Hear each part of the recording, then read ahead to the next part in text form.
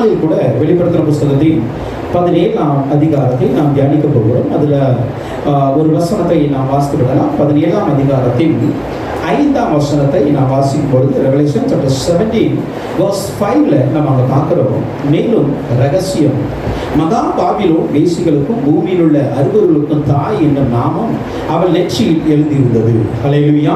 So இந்த நாளில் கூட இந்த வெளிப்படுத்தின புஸ்தகத்தின் 17ஆம் 18ஆம் அதிகாரம் வெளிப்படுத்தின புஸ்தகத்திலே மிக முக்கியமான ஒரு அதிகமாக இருக்கிறது. ஏன் அப்படின்னா, எல்லா சம்பவங்களும் கடைசி காலத்தில் நடக்கிற சம்பவங்கள் என்று நமக்கு தெரியும். வெளிப்படுத்துகிற புஸ்தகத்தின் முதல் அதிகாரத்தில் இருந்து அந்த புஸ்தகத்தில் இருக்கிற கடைசி அதிகாரம் வரைக்கும் இருக்கிற 22 அதிகாரங்கள் வரைக்கும் நடக்க போகிற சம்பவங்கள் எல்லாமே கடைசி கால சம்பவங்கள் என்று நமக்கு தெரியும். அதில் நம்ம முதலாவது பார்க்கும் பொழுது 7 சபைகளை குறித்து பார்க்கிறோம். அதற்கப்பதாக நம்ம பரலோகத்தில் இருக்கிற தேவாலயத்தை குறித்து நாம் தியானித்தோம். அதை தொடர்ந்து நம்ம 7 முத்திரைகள், 7 கலசங்கள், தேவனுடைய கோபாக்க குறித்து நாம் தியானித்துக் கொண்டு இருந்தோம். சோ இந்த 17ஆம் அதிகாரமும் 18ஆம் அதிகாரமும் வெளிப்படுத்துற புஸ்தகத்தில் மிக மிக முக்கியமான 2 அதிகாரங்கள். ஏன் அப்படின்னா, இந்த 2 அதிகாரத்தை ஒரு மனிதன் சரியாக புரிந்து விட்டால் இந்த வெளிப்படுத்துகிற புஸ்தகம் எப்பொழுது நிறைவேறும் என்பதை அவனால் கணித்துக் கொள்ள முடியும். ஏன்னா இந்த 2 அதிகாரத்துல தான் வெளிப்படுத்துகிற புஸ்தகத்தின் காலகட்டங்கள், சரியான காலகட்டங்கள் அடங்கி இருக்கிறது. மற்ற எல்லாமே நம்ம சொல்லுவோம், உபத்திர காலம் 7 வருஷம் நமக்கு தெரியும். அதுல மகா உபத்திர காலம் 3 வருஷங்கிறது நமக்கு தெரியும். அந்த உபத்திர காலத்துக்கு முன்பாக சபை எடுத்துக்கொள்ளப்படும். அந்த உபத்திர காலத்தில் இருக்கிற சபைகளுக்கு பயங்கரமான உபத்திரம் நேரிடும். அதன் நடுவில் அந்தி கிறிஸ்து உள்ளே வருவான் என்பதை குறித்து நம்ம ஆல்ரெடி தியானித்திருக்கிறோம். இது நம்ம எல்லாம் முடியும். ஆனால் இந்த அந்தி கிறிஸ்து எப்பொழுது வருவான், இந்த உபத்திரவ காலம் எப்பொழுது ஸ்டார்ட் ஆகும், இந்த உபத்திரவ காலத்துக்கு முன்பாக எப்படி சபையானது தேவ சமூகத்தில் எடுத்துக்கொள்ளப்படுகிறது, இந்த உபத்திரவ காலம் முடிந்தது என்ன நடக்கும் என்பதை குறித்து நம்ம விலாவாரியாக பார்த்திருக்கிறோம். ஆனா அந்த காலகட்டங்களை குறித்து ஒரு சரியான அறிவை கொடுப்பது இந்த வெளிப்படுத்தின புஸ்தகத்தின் 17ஆம் 18ஆம் அதிகாரம். இந்த 2 அதிகாரங்களுடைய காலங்களை நாம் சரியாக புரிந்து கொண்டா, தெரிந்துட்டோம் அப்படின்னா நமக்கு தெரிஞ்சிடும் உபத்திரவ காலம் இப்பதான் ஸ்டார்ட் ஆகும் அப்படின்னு சொல்லி. நமக்கு தெரிஞ்சும் அந்தி கிறிஸ்து இந்த நேரத்தில் வரப்போகிறோம். ஏன்னா இந்த 2 அதிகாரத்தில் சொல்லப்பட்ட காலங்கள் கடைசி காலத்தினுடைய அந்த நாட்களை குறித்து கூட சொல்லப்பட்டு இருக்கிறது. அல்லேலூயா. அந்த நாட்களை கூட நம்மளால கணக்கிட முடியும். அதுதான் இந்த வெளிப்படுத்தின புஸ்தகத்தை அதிகமாய் தியானித்து பிரசங்கித்துக் கொண்டு இருக்கிற ஊழியர்கள் பாருங்க, இந்த அதிகாரங்களை வைத்து தான் சொல்லுகிறாங்க, இந்த காலத்துல இது நடக்க போகிறது, இந்த சமயத்துல இது நடக்க போகிறது சொல்லி. அதனால இந்த வெளிப்படுத்தின புஸ்தகத்திலே எல்லா புஸ்தகங்களும் நமக்கு மிக முக்கியமான புஸ்தகங்கள் தான். ஆனா அதே வேளையில இந்த 2 புஸ்தகத்தின் காலங்களை நாம் சரியாக புரிந்து கொள்ளணும் என்றால் நாம் அறிந்து கொள்ளலாம் நாம எந்த காலகட்டத்தில் இருக்கிறோம் என்று சொல்லி. அல்லேலூயா. அதுதான் இந்த புஸ்தகம் மிக முக்கியமான புஸ்தகம். இந்த புஸ்தகத்துல பாபிலோனை குறித்து தான் சொல்லப்பட்டு இருக்கிறது. சொல்ல போனா இந்த 2 புஸ்தகத்திலும் 17ஆம் அதிகாரம் 18ஆம் அதிகாரத்தை குறித்து நம்ம தியானிக்கும் பொழுது மகா பாபிலோனை குறித்து இங்கு சொல்லப்பட்டு இருக்கிறது. பாபிலோன் தி கிரேட், இதைத்தான் நம்ம பார்க்க முடியும். ஓகேவா? இப்போ இந்த பாபிலோன்லயும் 2 விதமான பாபிலோனை இந்த அதிகாரங்களை நம்ம பார்க்க முடியும். வெளிப்படுத்தல் 17ஆம் அதிகாரத்துல இருக்கிற பாபிலோன் மத சம்பந்தமான ஒரு பாபிலோனையும், 18ஆம் அதிகாரத்துல பொருளாதாரம் அல்லது எக்கனாமிக்கல் சம்பந்தமான ஒரு பாபிலோனையும் நம்ம தியானிக்க முடியும். அதை நம்ம தியானிக்கலாம். ஓகே. ஆனா அதே வேளையில இந்த அதாவது பாபிலோன் என்றால் என்ன? ஏன்னா இந்த 2 அதிகாரத்துல பாபிலோனுடைய முடிவை சொல்லப்பட்டு இருக்கிறது. நம்ம வெளிப்படுத்தல் 16ஆம் அதிகாரத்தை தியானிக்கும் பொழுது 19ஆம் வசனத்துல நம்ம பார்க்கிறோம், மகா பாபிலோன் என்ன ஆகி பொழுது விழுகிறது என்று நம்ம பார்க்கிறோம். பாபிலோனுடைய அழிவை பார்க்கிறோம். அதே போல வெளிப்படுத்தின புஸ்தகத்தின் 14ஆம் அதிகாரத்தின் 8ஆம் வசனத்துல கூட நம்ம தியானிக்கும் பொழுது நம்ம பார்த்தோம், அங்கு பாபிலோன் விழுகலை குறித்து நம்ம பார்க்க முடிகிறது. அப்போ இந்த பாபிலோன் விழுகிறது என்று நம்ம பார்க்கிறோம். ஆனால் அந்த 2 அதிகாரங்கள்ல 2 வசனங்கள்ல பாபிலோன் விழும் என்று சொல்லப்பட்டு இருக்கிறது. ஆனா அதே வேளையில இந்த 17ஆம் அதிகாரத்தின் 18ஆம் அதிகாரத்தில் தான் இந்த பாபிலோனுடைய வீழ்ச்சி எப்படி இருக்கும், இந்த பாபிலோனுடைய வீழ்ச்சி எந்த காலகட்டத்தில் இருக்கும் என்பதை குறித்து இங்கு சொல்லப்பட்டு இருக்கிறது, விவரமாய் சொல்லப்பட்டு இருக்கிறது. சோ முதலாவதாக இந்த பாபிலோனை குறித்து இன்னைக்கு நம்ம கொஞ்சம் தியானிக்க வேண்டியிருக்கிறது. முதலாவதாக இந்த பாபிலோன் என்றால் என்ன? ஏன்னா இந்த 2 அதிகாரத்துல பாபிலோனுடைய வீழ்ச்சி எப்படி இருக்கும், இந்த பாபிலோனுடைய வீழ்ச்சி எந்த காலகட்டத்தில் இருக்கும் என்பதை குறித்து இங்கு சொல்லப்பட்டு இருக்கிறது, விவரமாய் சொல்லப்பட்டு இருக்கிறது. சோ முதலாவதாக இந்த பாபிலோனை குறித்து இன்னைக்கு நம்ம கொஞ்சம் தியானிக்க வேண்டியிருக்கிறது. முதலாவதாக இதனுடைய ஆரம்பம் எங்கே இருக்கிறது? ஏன் இந்த வெளிப்படுத்தின புஸ்தகத்துல பாபிலோனுடைய வீழ்ச்சி மிக முக்கியமா இருக்கிறது என்றால், இந்த பாபிலோனுடைய ஆரம்பம் நம்ம பார்த்தாகணும். அப்படி ஆரம்பத்தை நம்ம பார்க்கல அப்படின்னா அது ஏன் வீழ்கிறது என்பது கூட நம்ம அறியாதவர்களா நாம் இருந்துருவோம். இதனுடைய ஆரம்பம் எங்க இருக்கிறது நம்ம அப்படி பார்த்தோம்னா, ஆதியாகமம் 11ஆம் அதிகாரத்துல 1 to 10 வரைக்கும் நம்ம பார்க்கும் பொழுது, ஆதியாகமம் 11ஆம் அதிகாரத்தில் 1 to 10 வரைக்கும் அங்கு ஒரு காரியம் சொல்லப்பட்டு இருக்கிறது. அங்க பாருங்க, ஆதியாகமம் 11ஆம் அதிகாரத்துல பூமி எங்க ஒரே பாசை இருந்தது. அப்ப அந்த ஒரே பாசை இருக்கிற நேரத்துல மனிதர்கள் என்ன பண்ணாங்க, நம்ம எல்லாம் ஒண்ணு நம்ம கட்டுவோம் என்று சொல்லி அங்க என்ன பண்றாங்க, செங்கலை சுட்டு அவங்க எல்லாமே கட்ட ஆரம்பிக்கிறார்கள். அந்த இடத்துல தான் ஆண்டவர் என்ன பண்றாரு, ஜனங்களை சிதறடிக்கிறார், பாஷைகள் பிரிக்கப்படுகிறது. இது நடந்த இந்த ஒரு நகரம் கட்டுகிற இந்த சம்பவம், இந்த கோபுரம் கட்டுகிற இந்த சம்பவம் யாருடைய நாட்கள் நடக்கிறது என்றால், நிம்ரோத் என்பவருடைய நாட்கள் நடக்கிறது. ஓகேவா? இந்த நிம்ரோத் என்பவருடைய நாட்களில் தான் இந்த சம்பவம் நடக்கிறது. இப்போ இந்த நிம்ரோத்தை குறித்து நம்ம பார்க்கும்போது, முதலாவது முன்பாக இந்த பாபிலோனை குறித்து நம்ம பார்க்கிறோம். அதுக்கப்புறம் நிம்ரோத்தை குறித்து பார்க்க போறோம். பாபிலோனை குறித்து நம்ம பார்க்கும்போது ஏறக்குறைய வேதத்துல 287 இடங்களில இந்த பாபிலோனை குறித்து அதிகமாய் சொல்லப்பட்டு இருக்கிறது. அல்லேலூயா. எருசலேமை தவிர, வேதத்துல எருசலேமை தவிர எந்த ஒரு நகரத்தின் பெயரும் இந்த அளவுக்கு வேதத்தில் இருந்ததல்ல. எருசலேமுக்கு அடுத்ததாக அதிகமான பெயரிடப்பட்ட ஒரு நகரம் என்றால் பாபிலோன் தான். வேதத்துல 287 இடங்கள்ல இந்த பாபிலோனை குறித்து சொல்லப்பட்டு இருக்கிறது. இந்த பாபிலோன் எங்க இருக்கிறது, எங்கு ஆரம்பம் என்றால் யூப்ரட்டிஸ் நதியில, நம்ம கடந்த வாரத்துல பார்த்தோம்னா ஐப்ராத்து என்கிற ஒரு நதியை குறித்து, அந்த நதி கரையில அமைந்து தோன்றின ஒரு நகரம் தான் இந்த பாபிலோன் நகரம்.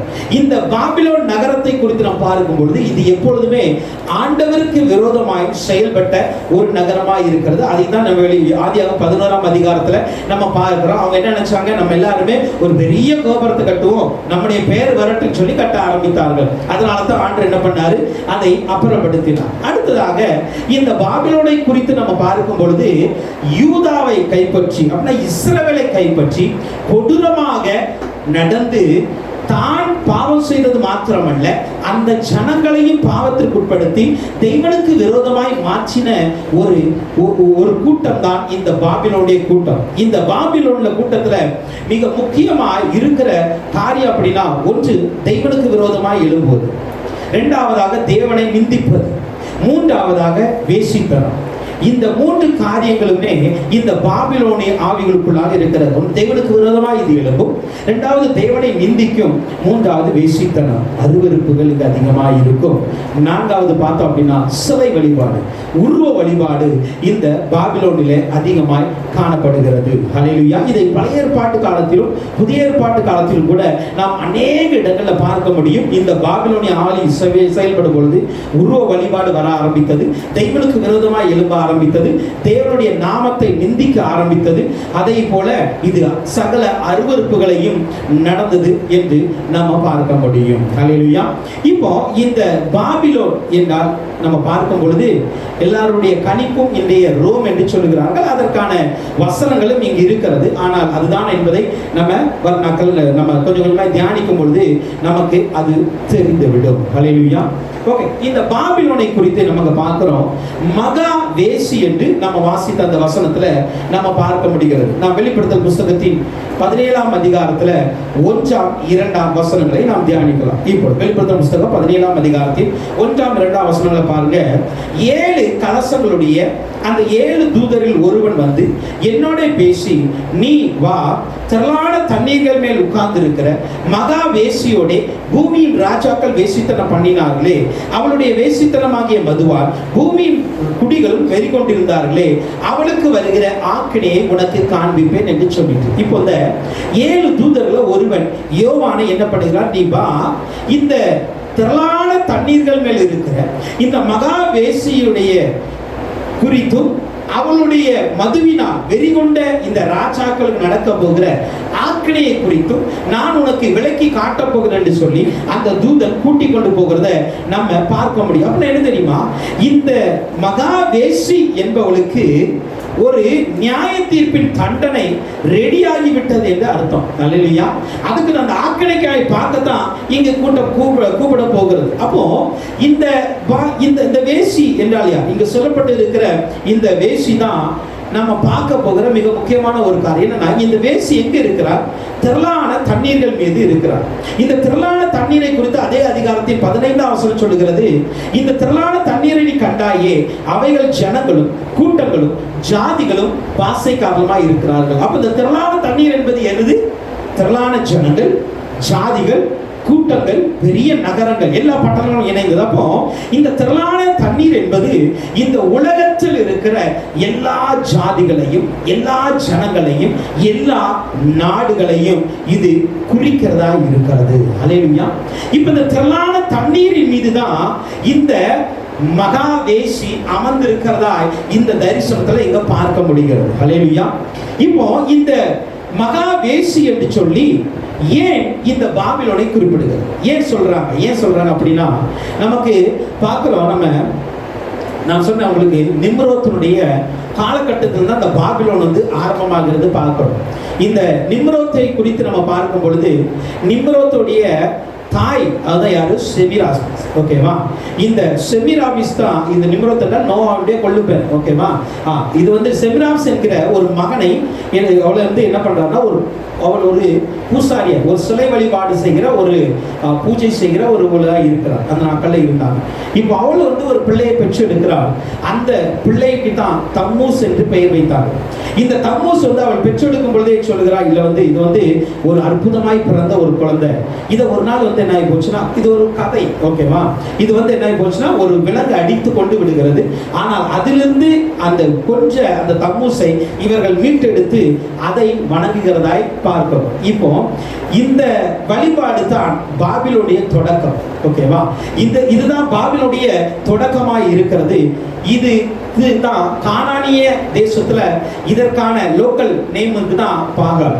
ஓகேவா? கானானிய தேசத்துல அந்த லோக்கல் ஜனங்கள் சொல்லுகிற அந்த பெயர் தான் பாகால் என்று சொல்லுவாங்க. ஸோ இதுதான் பாபிலோனிய அந்த மதத்தினுடைய அந்த வளர்ச்சி தொடக்கம் என்று பார்க்கிறோம். இது தொடங்கப்பட்ட நாட்களில் இருந்தே தெய்வனுக்கு விரோதமான காரியங்களை தான் இது செய்து கொண்டு இருக்கிறேன். ஏன்னா நம்ம பார்க்கும்பொழுது முதலாவதாக பெண் வழிபாடு நமக்கு கிடையாது, இரண்டாவதாக சிலை வழிபாடு நமக்கு கிடையாது, மூன்றாவதாக எந்த ஒரு நேச்சுரல் இயற்கையும் நம்ம வழிபட முடியாது. இது எல்லாமே இணைந்து வந்ததுதான் இந்த பாபிலோனிய இந்த மதம். ஸோ இந்த மதம் தான் என்ன கிடக்குன்னா வேசி என்று ஆண்டவர் சொல்லுகிறார். ஏன்னா வேசித்தனம் வந்து விக்கிரக ஆராதனைக்கு அடையாளமாய் வேதத்தில் சொல்லப்பட்டு இருக்கிறது.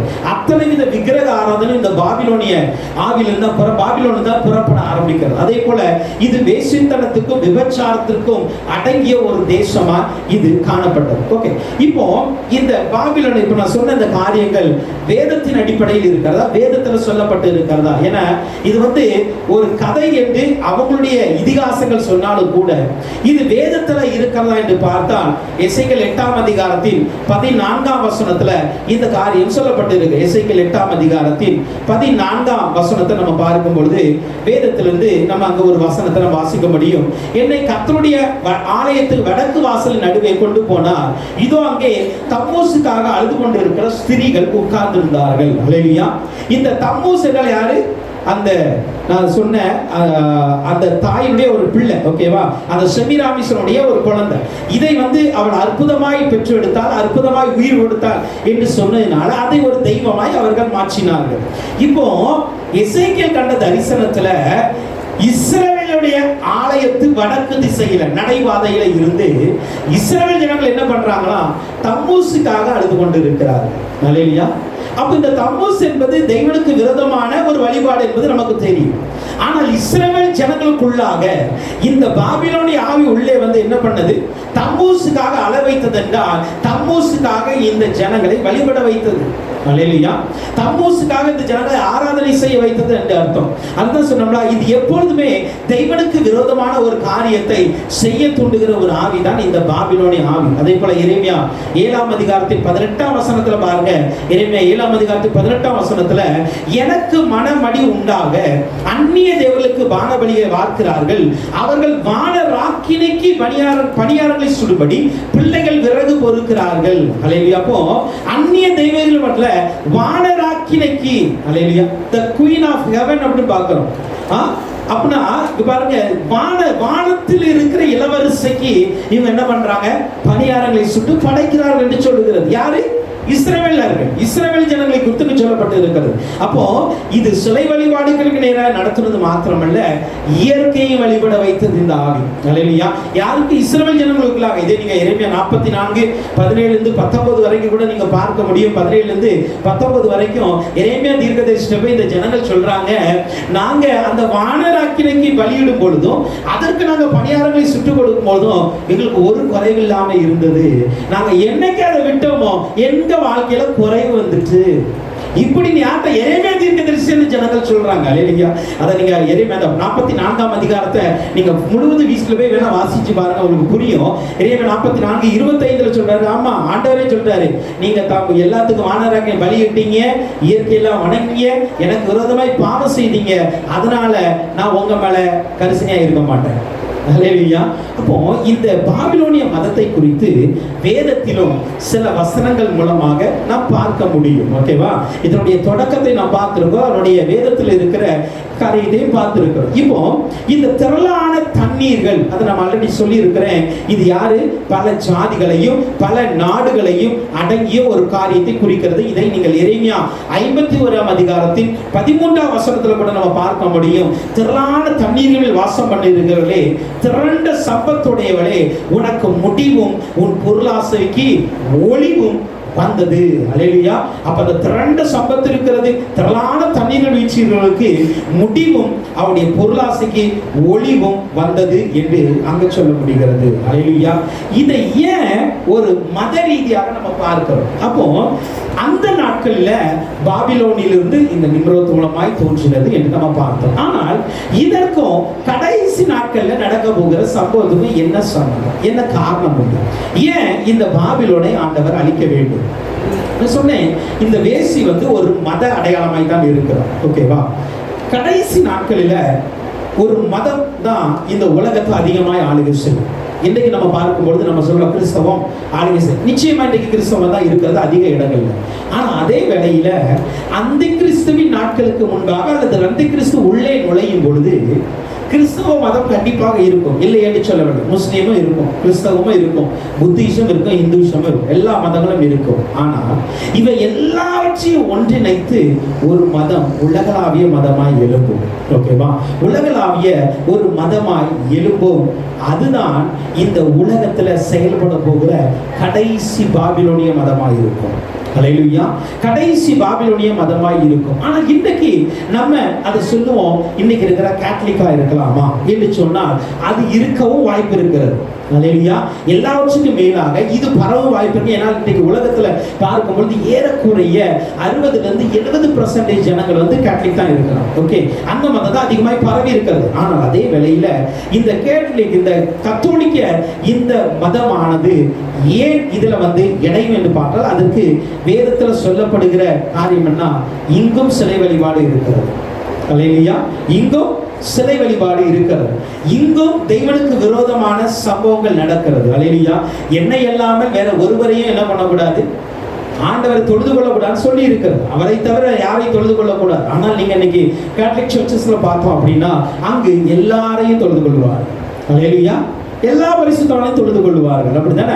அவங்கள பரிசுத்தவான்கள் தான். நம்ம அவங்க பரிசுத்தவான்கள் இல்லைன்னு சொல்ல முடியாது. பரிசுத்தவான்கள் அவங்க நல்ல வாழ்ந்தாங்க, நல்ல ஊழியம் பார்த்தாங்க. ஆனா அவர்களை தொழுது கொள்வதற்கு வேதம் அனுமதிக்கவில்லை என்பது உண்மையான சத்தியம். அல்லேலூயா.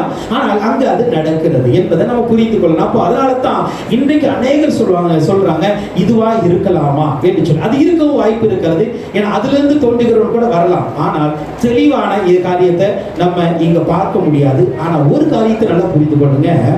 இந்த வேசி என்ன சொல்லப்படுகிற இந்த பாபிலோனிய ஆவி, இந்த மதமானது இப்போ இருக்கிற இந்த கத்தோலிக்க மார்க்கத்தை விட பெரியாய்தான் இருக்கும். ஏன் தெரியுமா? அது உலகளாவிய ஒரு மதமாய் இருக்கும். உலகத்தில் இருக்கிற எல்லா ஜனங்களும் வழிபடுகிற ஒரு மதமாய் மாறும். உலகத்தில் இருக்கிற எல்லா ஜனங்களும் ஆராதிக்கிற ஒருவனாய் அங்கு ஒருவர் வருவார். அப்படின்னா இந்த உலகம் முழுவதையும் தன்னுடைய கட்டுப்பாட்டில் வைத்திருக்கிற ஒரு மத தலைவன் தான் எழும்புவான். அல்லேலூயா. அந்த மதத்தை தான் ஆண்டவர் வேசி என்கிறார். அல்லேலூயா. அதைத்தான் அவர் வேசி என்கிறார். ஏன்னா இதுல நம்ம பார்த்தோம் அப்படின்னா ஜனங்கள் சொல்ல திரளான தண்ணீர்கள் இருக்கிறது. அந்த திரளான தண்ணீர்கள் ஜாதிகளை குறிக்கிறது, நாடுகளை குறிக்கிறது, ராஜாக்களை குறிக்கிறது. அப்படி என்றால் இந்த திரளான ஜனங்களும் வேற்று மதத்தினர்கள் இருந்தாலும் கூட, ஓகே, வேற்று மதத்தார்கள் இருந்தாலும் கூட அல்லது கிறிஸ்தவர்களாய் இருந்தாலும் கூட அவர்களோடு இணைவார்கள் என்பதுல சந்தேகம் இல்லை. எப்படின்னா இப்போ கிறிஸ்தவர்களா இருந்தாலும் கூட கிறிஸ்துவனுடைய சத்தியத்தை விட்டு விட்டு அவனோடு இணைந்து கொள்வார்கள். அல்லேலூயா. ஏன்னா அப்படிப்பட்ட ஒரு ஐக்கியத்தை உருவாக்கும்படிதான் அந்தி கிறிஸ்து உள்ளே வருவான். அல்லேலூயா. அந்தி கிறிஸ்து உள்ளே இப்படிப்பட்ட ஒரு மதத்தை உருவாக்குவார்கள். அதுல கிறிஸ்தவர்களும் இருப்பார்கள் என்பதுல சந்தேகம் இல்லை. அல்லேலூயா. எல்லாரும் இருப்பாங்க. ஆனா அந்த நாட்கள் உலகளாவிய ரீதியில் அவங்க சொல்லப்படுகிற ஒரு காரியம் என்ன அப்படின்னா, நாங்கள் எல்லாம் சமாதானமா இருக்க போகிறோம், சமாதானமா ஒரே தெய்வத்தை ஒரே வழிபாட நம்ம கொண்டு வரலாம் என்று வருவார்கள். அல்லேலூயா. அதனால ஆனால் தெய்வனுக்கு மாத்திரம் தான் தெரியும் இது உண்மையான தெய்வத்தை ஆராதிக்கிற கூட்டம் அல்ல. அல்லேலூயா. உண்மையான தேவனை ஆராதிக்கிற கூட்டம் அல்ல. உண்மையான தேவனை ஆராதிக்கிற கூட்டமானது மற்ற ஜனங்களோடு இணைவார்களே தவிர மற்ற ஜனங்களுடைய ஆராதனைகளில் இணைய மாட்டார்கள். அல்லேலூயா. நல்லா புரிந்து கொள்ளணும். உண்மையான சத்தியத்தை ஆராதிக்கிற ஜனங்கள் அல்லது உண்மையான சத்தியத்தை அறிந்த ஜனங்கள் மற்ற ஜனங்களோட ஐக்கியம் வைக்கலாம், தவறே அல்ல. மற்ற ஜனங்களோடு சமாதானமாக இருக்கலாம், தவறே அல்ல. ஆனால் அதே வேளையில மற்ற ஜனங்களுடைய வழிபாடுகளிலும் மற்ற ஜனங்களுடைய ஆராதனைகளிலும் மற்ற ஜனங்களுடைய தெய்வங்களிலும் தன்னை இணைத்துக் கொள்வது உண்மையான சத்தியத்திற்கு புறம்பானது. அல்லேலூயா. ஆனா கடைசி நாட்கள்ல அப்படிப்பட்ட ஒரு மதத்தை தோற்றுவித்து தெய்வனுக்கு விரோதமாய் எழும்புவார்கள். அதனால தான் வேசி என்று சொல்லப்பட்டிருக்கு. வேசி என்றால் என்ன தெரியுமா? பல பேர்களிடம் போகிறது தான் வேசித்தனம். அல்லேலூயா. அப்ப வேசி என்பது பல மதங்களை இணைத்து, பல தலைவர்களை இணைத்து, பல ஜாதிகளை இணைத்து, பல ராஜாக்களை இணைத்து ஒரு மதத்தை உருவாக்குறதுனால தான் ஆண்டவர் சொல்றார் மகா வேசி என்று சொல்றார். அல்லேலூயா. அதனால தான் வேசிக்கு அதை ஒப்பிடுகிறத நம்ம இங்கு பார்க்க முடிகிறது. இந்த வேசித்தனத்தினால பூமியின் ராஜாக்கள் கூட என்ன பண்றாங்கன்னா பூமியின் குடிகளும் வெறி கொண்டு இருக்கிறார்கள் என்று சொல்லப்பட்டு இருக்கிறது. அல்லேலூயா. இந்த வேசியோடு என்ன பண்ணுவாங்களா, பூமியில் இருக்கிற ராஜாக்களும் பூமியின் குடிகள் எல்லாருமே வெறி கொண்டு இருந்தார்கள். வெறி கொண்டு இருக்கிறாங்க அப்படின்னா மதிமயங்கி போய் இருப்பார்கள். அல்லேலூயா. மதிமயங்கி போய் இருப்பாங்க. அதை எரேமியா 51:7 நம்ம பார்க்கும் பொழுது, எரேமியா 51:7 பார்க்கும் பொழுது, பாபிலோன் கர்த்தருடைய கையில் உள்ள பொற்பாத்திரம் அது பூமி அனைத்தையும் வெறிக்க பண்ணினது, அதன் மதுவை ஜாதிகள் குடித்தார்கள், ஆகையால் ஜாதிகள் புத்தி மயங்கி போயிருக்கிறார்கள். அல்லேலூயா. இந்த பாபிலோனிய இந்த ஆவியானது ஒரு மதத்தை உருவாக்கி அந்த மதத்தினுடைய கருத்துக்களை ஜனங்களுக்குள்ளாக திணிக்கும் பொழுது என்ன ஆகுனா, இந்த ஜாதிகள் எல்லாமே, இந்த ஜனங்கள் எல்லாமே அந்த மதத்தினுடைய கருத்துக்களை தனக்குள் ஏற்றுக்கொண்டு புத்தி மயங்கி இருப்பார்கள் என்பது அவருடைய சரியான அர்த்தம். அல்லேலூயா. புத்தி மயங்கி இருப்பார்கள். ஏன்னா அந்த நாட்கள்ல சத்தியத்தை குறித்ததான தெளிவு இருக்காது. அல்லேலூயா.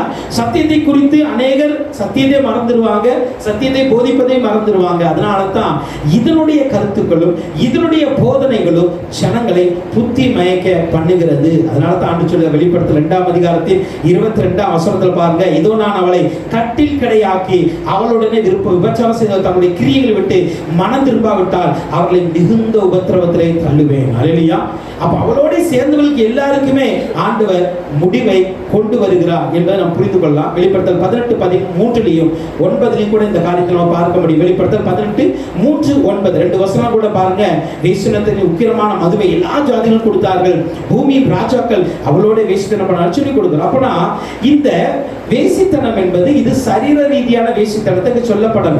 அல்லேலூயா. இங்கு சொல்லுகிறார்களே ஆண்டவர் மறைமுகமாக என்ன சொல்றாருன்னா இந்த ஆராதனையை சொல்லுகிறார். அல்லேலூயா. வேசித்தனம் என்பது இங்கு சொல்லப்பட்டு இருக்கிற வேசித்தனம் என்பது சரீர பிரகாரமான வேசித்தனத்தை சொல்லல, உபச்சாரத்தை சொல்லல. இங்க சொல்லப்பட்டு இருக்கிறது பூமியின் ராஜாக்கள், பூமியின் குடிகள் எல்லாமே அந்த வேசித்தனத்தின் மூலமாக மதி மயங்கி போய் இருக்கிறார்கள் என்றால் அந்த மதத்தின் கொள்கையின் மூலமாக, அந்த மதத்தினுடைய கருத்துக்கள் மூலமாக அல்லது போதனைகள் மூலமாக எல்லாரும் மதி மயங்கி இருப்பதை இங்கு வேதம் சொல்லுகிறது. அல்லேலூயா.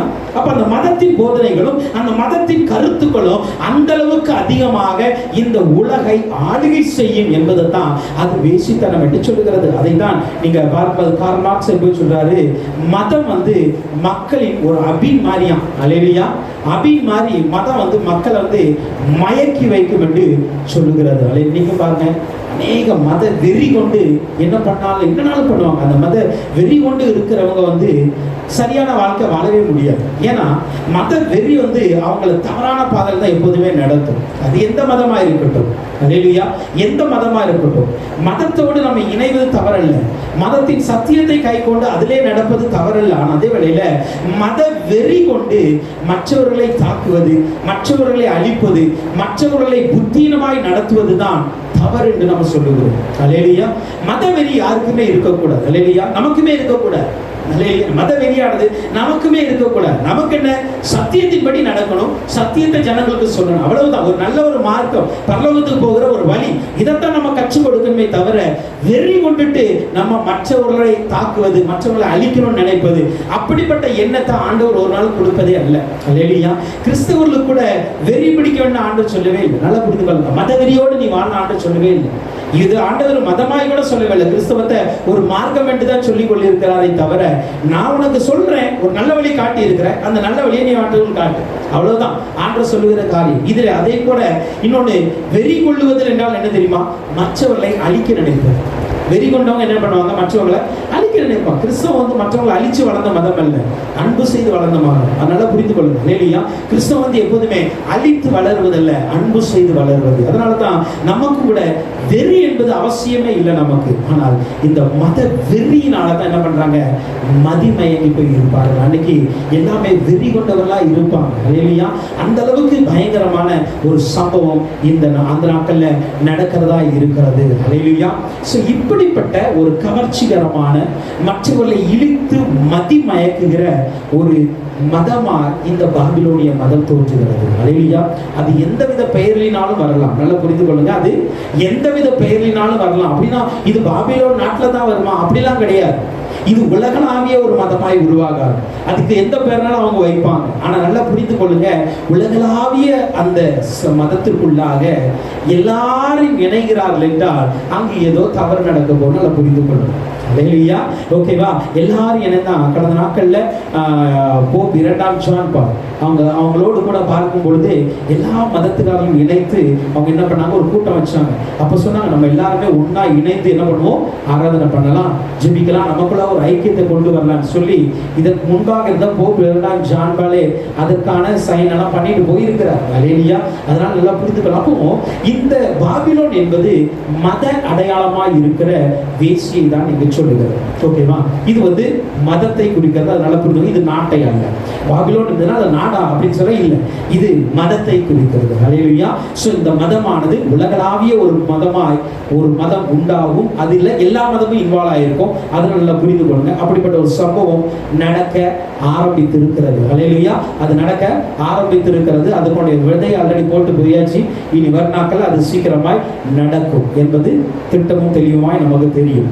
அதை நம்ம பாருங்க, வெளிப்படுத்துகிற புஸ்தகத்தின் 17ஆம் அதிகாரத்தின் 3ஆம் வசனத்தை நம்ம தியானிக்கும் பொழுது, வெளிப்படுத்துகிற புஸ்தகத்தின் 17ஆம் அதிகாரத்தின் 3ஆம் வசனத்துல, ஆவிக்குள் என்னை வனாந்திரத்தில் கொண்டு போனார். அப்பொழுது 7 தலைகளையும் 10 கொம்புகளையும் உடையதும் தூஷணமான நாமங்களால் நிறைந்ததுமான சிவப்பு நிறமுள்ள மிருகத்தின் மேல் ஒரு ஸ்திரீ ஏறி இருக்க கண்டேன். அல்லேலூயா. பாருங்க, யோவான் இதுவரைக்கும் கண்ட தரிசனங்களுமே எல்லாமே ஆவிக்குள்ளாய் போய் தான் பார்க்கிறார். ஆனா இந்த தரிசனத்தை பார்க்கறது கூட அந்த தூதன் என்ன பண்றாரு தெரியுமா? ஆவிக்குள்ளாக வனாந்தரத்துக்கு கொண்டு போகிறார். அல்லேலூயா. நான் யோசிச்சு பார்க்கிறேன், பரலோக தரிசனம் பார்க்கறதுக்கு ஆவிக்குள்ளாக கொண்டு போனார். அப்படிதானே? இங்க வந்து ஒரு பரலோக தரிசனம் அல்ல. நல்லா புரிந்து கொள்ளலாம். இவர் போனது ஆவிக்குள்ளாக, ஆனா கண்ட தரிசனம் பூமியில இருக்கிற மகாவேசி.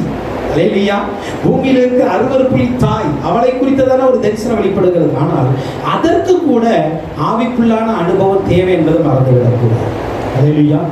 சிம்பிளா சொல்லணும் அப்படின்னா, தேவ தரிசனங்கள் எந்த ரீதியில் இருந்தாலும், அது பரலோகத்தை சார்ந்ததா இருந்தாலும் சரி, பூலோகத்தை சார்ந்ததா இருந்தாலும் சரி, வருங்காலத்தை சார்ந்ததா இருந்தாலும் சரி, நிகழ்காலத்தை சார்ந்ததா இருக்கட்டும், அல்லது முந்தின காலத்தை சார்ந்ததா இருக்கட்டும், யாரை சார்ந்ததா இருக்கட்டும், தேவ தரிசனங்கள் ஒரு மனிதனுக்கு வெளிப்பட வேண்டும் என்றால் அந்த மனிதனுடைய வாழ்க்கையில 2 அனுபவம் மிக அவசியம்.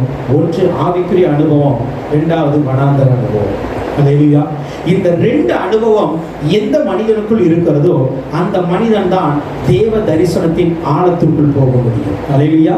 ஆவிக்குள்ளான அனுபவம் இருக்கும். எப்போதும் ஆவியில நிறந்து ஜெபிக்கிற வேளையில, ஆவியில நிறந்து ஜெபிக்கிற, ஆவியானவரால் ஆட்கொள்ளப்படுகிற, ஆவியானவரால் நடத்தப்படுகிற ஒரு அனுபவம் இருக்கணும். 2வது வனாந்தர அனுபவம் என்பது தனிமையில தேவனோடு இருக்கிற அனுபவம். அல்லேலூயா. எல்லாத்தையும் விட்டுட்டு தனிமையில தேவனோடு இருக்கிற அனுபவம். இந்த 2 அனுபவங்கள் தான் தேவ தரிசனங்களுக்கு மிக அவசியம் என்பதை இந்த வசனம் நமக்கு தெளிவுபடுத்துகிறது. ஓகே, இப்போ என்ன நடக்குது? இவர் பார்க்கிறார், தரிசனம் பார்க்கிறார். என்ன தரிசனம் பார்க்கிறாரு? இப்போ அந்த ஸ்திரீ இருக்கிறார். ஆனால் அந்த ஸ்திரீ எங்கு இருக்கிறார் என்றால் ஒரு மிருகத்தின் மீது அமர்ந்து இருக்கிறார். அந்த மிருகத்திற்கு 7 தலைகளும் 10 கொம்புகளும் கொடுக்கப்பட்டு இருக்கிறது. அல்லேலூயா. இப்போ அந்த ஸ்திரீ அமர்ந்திருக்கிற ஒரு மிருகம் 7 தலைகளையும் 10 கொம்புகளையும் உடையதா இருக்கிறது. அதன் மீது தூஷணமான ஒரு நாமமும் இருக்கிறது. அல்லேலூயா. தூஷணமான ஒரு நாமமும் இருக்கிறது என்ன சொல்லப்படுகிறது? அப்ப இங்க பாருங்க, இந்த 7 தலைகள், இந்த 10 கொம்புகளுடைய இந்த தூஷணமான மிருகம் எது? அது நம்ம பார்க்கணும். அல்லேலூயா. ஏன்னா இனிமே தான் நம்ம இந்த காலகட்டங்கள் ஆரம்பிக்கிறது. இந்த மிருகம் எழுப்பிட்டு அப்படின்னா ஸ்திரீ வந்துருவான். அல்லேலூயா. இந்த மிருகம் எலும்ப ஆரம்பிச்சு ஸ்திரீ வந்துருவா. நல்லா புரிந்து கொள்ளுங்க. ஓகேவா? இப்ப அந்த மிருகம் பாருங்க, இந்த மிருகம் எந்த மிருகம்? இதே மிருகத்தை நம்ம வெளிப்படுத்தல் 13ஆம் அதிகாரத்தின் 1ஆம் வசனத்தில் நம்ம பார்த்தோம். வெளிப்படுத்தல் 13ஆம் அதிகாரத்தின் 1ஆம் வசனத்தில் நம்ம பார்க்கும் பொழுது, நான் கடற்கரை மணல் மேல் நின்றேன், அப்பொழுது சமுத்திரத்தில் ஒரு மிருகம் எழும்பி வர கண்டேன். அதற்கு 7 தலைகளும் 10 கொம்புகளும் இருந்தன. அதன் கொம்புகளின் மேல் 10 முடிகளும் அதன் தலையின் மேல் தூஷணமான நாமமும் இருந்தது. அப்போ இந்த மிருகம் தான் அங்க சொல்லப்பட்டு இருக்கிற மிருகம். இந்த வெளிப்படுத்தல் 13:1 நாம் தியானிக்கும் பொழுது இந்த மிருகம் யார் என்று பார்த்தோம்? அந்தி கிறிஸ்து என்று நம்ம பார்த்தோம். அல்லேலூயா. அப்ப இந்த அந்தி கிறிஸ்து எழும்ப வேண்டும். ஓகேவா? இப்ப இந்த எப்படி 7 தலைகள் 10 கொம்புடைய தூஷணமான நாமம் அவன் மீது இருக்கிறது. அப்படின்னா இந்த மிருகத்தின் மீது ஏறிதான் அந்த மத தலைவன் வரப்போகிறார். நல்லா புரிந்து கொள்ளுங்க. அல்லேலூயா. அல்லது அந்த மதத்தை சார்ந்துதான் இந்த மிருகம் எழும்பும். இந்த 2ல இந்த காரியம் நடக்கும் இந்த உலகத்துல. என்னன்னா, ஒன்றே அந்த மதம் எழும்பும் பொழுது இந்த மிருகம் அதனோடு சேர்ந்து வர வேண்டும், அல்லது இந்த அந்தி கிறிஸ்து எழும்பதற்கு அப்புறம் அந்த மதம் உருவாக்கப்படும். ஏன்னா இந்த மிருகத்தின் மீது தான் அந்த ஸ்திரீ அமர்ந்திருக்கிறார். அல்லேலூயா. அப்போ அந்த பாபிலோனிய மதம் என்பது இந்த மிருகத்தை சார்ந்துதான் இருக்கிறது. இந்த மிருகத்தின் மீது ஏறிதான் அது வருகிறது. அப்படி என்றால் இந்த மதம் இந்த அந்தி கிறிஸ்துவை கொண்டு வந்தாலும் இந்த அந்தி கிறிஸ்து மதத்தை கட்டுப்படுத்துகிற ஒரு நாட்கள் வரும். அல்லேலூயா. அந்தி கிறிஸ்து அந்த மதத்தை ஒரு நாள் கட்டுப்படுத்துவான். ஏன்னா மதம் வந்து அதிலிருந்து அந்தி கிறிஸ்து வந்தால் நிச்சயமாக அதை கட்டுப்படுத்துவான். இல்லை, அந்தி கிறிஸ்து எழுப்பி இந்த மதம் வரும்பொழுது நிச்சயமாக அவனுடைய கட்டுப்பாட்டில் தான் அந்த மதம் இருக்கும். அல்லேலூயா. ஏன்னா பாருங்க, இப்ப தூஷணமான ஒரு நாமம் இருக்கிறது. அல்லேலூயா. தூஷணமான, அப்போ இந்த மிருகத்தை குறித்து நம்ம பார்க்கும் பொழுதே நம்ம பார்ப்போம், அவன் எப்படி தூசிக்கிறவனாய் தான் இருப்பான், அவன் அவதூறு செய்கிறவனாய் தான் இருப்பான், அப்படி என்று சொல்லி நம்ம பார்க்கிறோம். அப்போ ஆனால் இந்த ஜனங்களுடைய நம்பிக்கையில இந்த மிருகமும் இந்த வேசியும் அல்லது இந்த ஸ்திரீயும் எப்படி இருப்பாங்கன்னா மிகவும் நம்பிக்கைக்குரியவர்களா இருப்பாங்க. அல்லேலூயா. மிகுந்த நம்பிக்கைக்குரியவர்களா இருப்பாங்க. அதனால தான் இவங்களால உலகளாவிய ஒரு ஆட்சியை செய்ய முடிகிறது. அல்லேலூயா. ஆனா அதே வேளையில ஆவிக்குரிய ரீதியில அல்லது தேவனுடைய கண்ணோட்டத்தில் தான் தெரியும், இவர்கள் தேவனுக்கு விரோதமாய் அவதூறு செய்ய போகிறவர்கள், தேவனுக்கு விரோதமான தூஷணமான நாமத்தை உடையவர்கள் என்று சொல்லி தேவனுக்கும் தேவனை சார்ந்தவர்களுக்கும் மாத்திரம் தெரியும். மற்ற எல்லாருடைய கண்களுக்கும் இந்த மிருகமும் இந்த ஸ்திரீயும் மிகவும் நம்பிக்கைக்கூடிய ஒரு தோற்றமாகவே தெரியும். இங்க பாருங்க, இந்த வேசியின் தோற்றம் எப்படி இருக்கிறது? அந்த வேசியின் தோற்றத்தை இங்க பாருங்க. இந்த 7 தலைகள் 10 கொம்புகள் நம்ம பின்னாடி பார்க்கலாம்.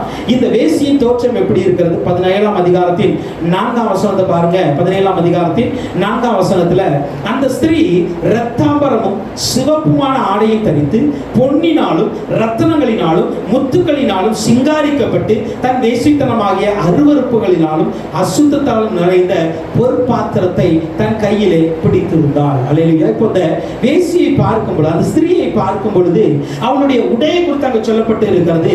அவள் எதை அணிந்திருக்கிறார் அப்படின்னா இரத்தாம்பரத்தை அணிந்திருக்கிறார். இரத்தாம்பரமும் சிவப்பான ஆடை. அவருடைய சரீரத்தில் இருக்கிறது பொன்னினாலும் ரத்தனங்களினாலும் முத்துக்களினாலும் சிங்காரிக்கப்பட்டு.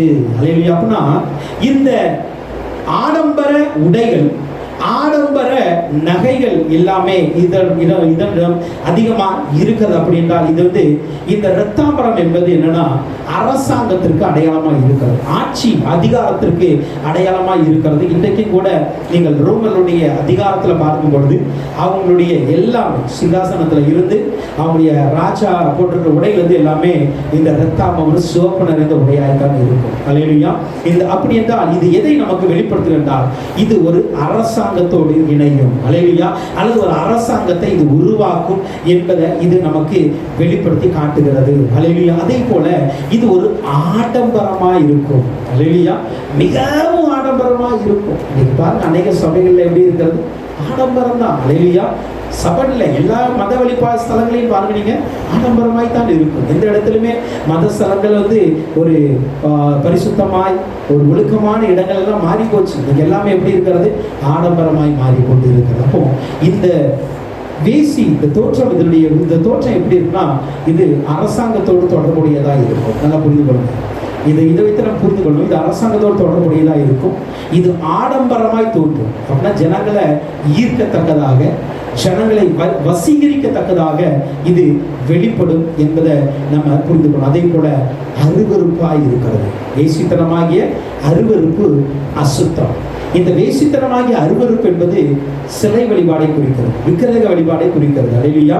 ஏன்னா வசனமான விக்கிரக ஆராதனை தேவனுக்கு விரோதமான அருவருப்பான காரியம் என்று சொல்லுகிறது. அப்போ இந்த சொல்லப்பட்டிருக்க வேசித்தனமான அருவருப்பு என்பது சிலை வழிபாடை குறிக்கிறது. அசுத்தம் என்பது தூய்மையற்ற, பரிசுத்தம் இல்லாத அசுத்தமான காரியத்தை குறிக்கிறது. அல்லேலூயா. அப்போ இந்த வேசியின் தோற்றத்திலிருந்து, இந்த ஸ்திரீ தோற்றத்திலிருந்து 4 காரியங்களை நாம் புரிந்து கொள்ளணும். ஒன்று, இது அரசாங்கத்தோடு ஆட்சியோடு இணைந்திருக்கும்.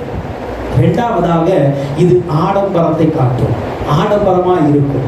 மூன்றாவதாக இது ஒரு சிலை வழிபாடுகளை பண்ணி கொண்டிருக்கும். அல்லேலூயா. நான்காவதாக இதற்குள்ளாக தூய்மையற்ற அசுத்தமான தன்மைகள் இருக்கும். அல்லேலூயா. இதைதான் சாத்தானுடைய வாழ்க்கை நம்ம பார்க்க முடியும். எசேக்கியேல் 28ஆம் அதிகாரத்தில் 13ஆம் வசனத்துக்கு பாருங்க, சாத்தான் எங்க இருந்தானா, அவன் பத்மராகம், புஷ்பராகம், வைரம், படிக வச்ச இந்த மாதிரி வைடூரியங்களையும் முத்துக்களையும் அவன் உடையவனாய் இருந்தான். அல்லேலூயா. அதுதான் அந்த ஆடம்பரத்தை மறுபடியும் சாத்தான் இங்க உள்ளே கொண்டு வரும் இந்த உலகத்தில். அல்லேலூயா. அது இப்பொழுதுமே கொஞ்சம் கொஞ்சமாய் கொண்டு வரப்பட்டு கொண்டு இருக்கிறது. வெளிப்படுத்தல் 18ஆம் அதிகாரத்தில் 16ஆம் வசனங்களை நீங்க பார்க்க முடியும். 18, 16ல இரத்தாம்பரமும் சிவப்பாடையும் தரித்து பொன்னினாலும் இரத்தமினாலும் முத்துக்களினாலும் சிங்காரிக்கப்பட்ட இந்த மகா நகரமே ஒரே நாளிகையிலே இவ்வளவு ஐஸ்வர்யம் அழிந்து போயிற்றே என்று சொல்லி அழுது துக்கிப்பார்கள். அல்லேலூயா. அப்போ இந்த மதம் எப்படி இந்த வேசியை குறித்து சொல்லுகிறது? இது 4 விதமான காரியத்தை உள்ளடக்கியதான் இது உள்ளே வரும். ஓகேவா? இது மிருகத்தின் மீது ஏறி வந்தாலும் கூட இதற்கு அரசாங்கத்துல ஒரு நல்ல ஒரு தொடர்பு இருக்கத்தான் செய்யும். சிலை வழிபாடு இருக்கும், அசுத்தம் இருக்கும், ஆடம்பரங்கள் இருக்கும். இதுதான் அந்த ஸ்திரீயினுடைய தோற்றத்தை குறித்து நம்ம இங்க பார்க்கிறோம். அடுத்து பாருங்க, நெற்றியில் எழுதப்பட்ட ஒரு நாமம், அதுதான் தூஷணமான நாமம் என்று சொல்லி நம்ம ஆல்ரெடி நம்ம இதை பண்ணிருக்கோம், பார்த்துருக்கிறோம். அதே காரியத்தை நம்ம இன்னொரு வசனத்தை நம்ம அங்க பார்க்க போறோம். வெளிப்படுத்தல் 17ஆம் அதிகாரத்துல இப்போ 5ஆம் வசனத்தை பாருங்க. மேலும் ரகசியம், மகா பாபிலோன் வேசிகளுக்கும் பூமியில் அருவர்களுக்கும் தாய் என்னும் நாமம் அவருடைய நெற்றியில் எழுதப்பட்டிருக்கிறது. இங்கதான் ஆண்டு சொல்றாரு, இப்படி பார்த்துட்ட, ஆனா இது என்ன தெரியுமா? ஒரு ரகசியம். அல்லேலூயா.